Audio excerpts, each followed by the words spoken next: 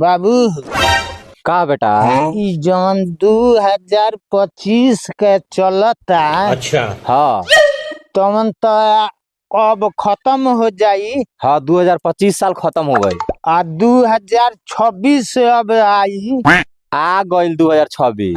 आ गई। हाँ तो बाबू का हो बेटा? यही में हाँ नया एगो माल पटौले बानी। नया माल पटौले बड़ी। हाँ कौन माल रे? गाय की भैंस?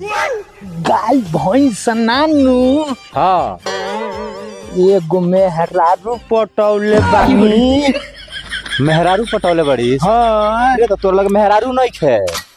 बे मार दवा हमार मौगी 2025 के नुहिया हाँ हाँ हाँ 2026 के हाँ हम नया मेहरारू एगो पटौले बानी। बड़ी सुंदर बिया, अच्छा गोर धनहन बिया। हाँ हाँ कौन ही अरे? ए मर्दे तार सरिनिया हम ना आवेली। हमर सरीनिया हाँ ओकरा के पटौले बड़े। हाँ ए उ तोर मौसी लागी।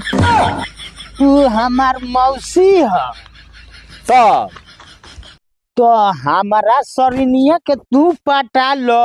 हमार सरिनिया तो तोहरो मौसी भइलो। ए सर मौसी लागी।